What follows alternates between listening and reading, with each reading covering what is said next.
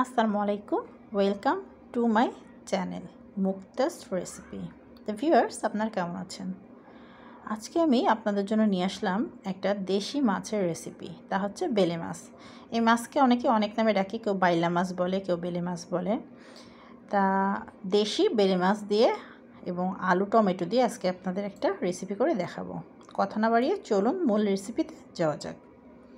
ফার্স্টে মাছগুলো আমি ধুয়ে পরিষ্কার করে নিয়েছি এবং আলুটা এভাবে কেটে স্লাইস করে নিয়েছি, টমেটোটাও কেটে নিয়েছি। আমি এখন মাছগুলোতে সামান্য হলুদের গুঁড়া এবং সামান্য পরিমাণ লবণ দিয়ে খুব ভালোভাবে ম্যারিনেট করে নেব। মাছটাই খুব ভালোভাবে মেখে নিতে হবে।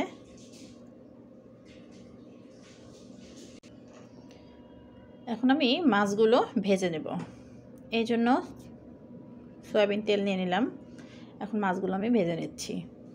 আর বেলে মাছটা একটু নরম প্রজাতির হয়, তাই মাছটা ভেজে নিয়ে রান্না করলেই বেশি ভালো হবে, আর নয়তো মাছগুলো সব কিন্তু ভেঙে যাবে, গুঁড়ো গুঁড়ো হয়ে যাবে।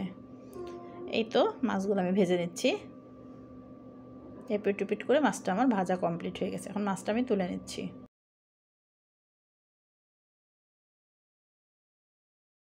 এখন আমি একটা কড়াই নিয়ে নিলাম, তাতে সয়াবিন তেল, কাঁচামরিচ এবং পেঁয়াজ নিয়ে নিয়েছি। কাঁচামরিচ সামান্য নিয়েছি। এখন একটু হালকা ব্রাউন কালার করে নিলাম। এখন রসুন বাটা, জিরে বাটা, ধনিয়ার গুঁড়া, লাল মরিচের গুঁড়া, সামান্য হলুদের গুঁড়া আর দিয়ে দিলাম কেটে রাখা টমেটো। এখন এটা খুব ভালোভাবে কষাবো। সামান্য একটু পানি অ্যাড করে দেব যাতে মশলাটা পুড়ে না যায়। নিয়ে এখন আমি খুব ভালোভাবে মশলাটা কষিয়ে নেব। মশলাটা যত কষানো হবে ততই কিন্তু কারিটা টেস্টি হবে। এই তো এখন একটু সামান্য পানি দিয়ে দিচ্ছি। এখন আমি বেশ কিছুক্ষণ ধরে মশলাটা কষাবো। এখন আমি স্লাইস করা আলুগুলো দিয়ে দিচ্ছি, আবার কিছুক্ষণ কষাচ্ছি।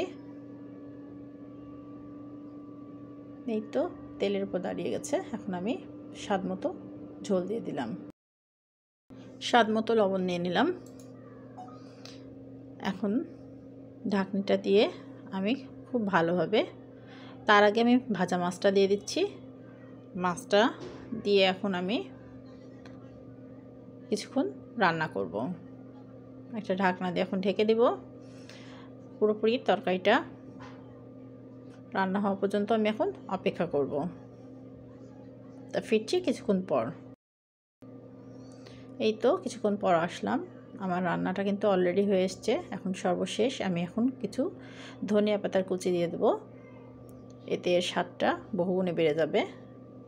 আপনারা অবশ্যই চেষ্টা করবেন কিছু ধনিয়া পাতার কুচি ইউজ করতে। আর দিয়ে দেবো কিছু কাঁচামরিচ, এতে এর ফ্লেভারটা আরও বেড়ে যাবে। কত মজার একটা ঝটপট তরকারি হয়ে গেল। সাদা ভাত এক প্লেট নিমিষেই খাওয়া যায়। তা ভিউয়ার্স, কেমন লাগলো আজকে আমার রেসিপিটি? ভালো লাগলে অবশ্যই লাইক, কমেন্ট, শেয়ার করবেন এবং আপনাদের ফ্রেন্ডস ও ফ্যামিলির মাঝে শেয়ার করে দেবেন। আর আমার চ্যানেলটি এখনও পর্যন্ত সাবস্ক্রাইব না করলে প্লিজ সাবস্ক্রাইব করে আমার পাশে থাকবেন। তা আপনাদের এতক্ষণ আমার ভিডিওটি দেখার জন্য অসংখ্য ধন্যবাদ। পরবর্তী ভিডিও দেখার আমন্ত্রণ রইল। আল্লাহ হাফিজ।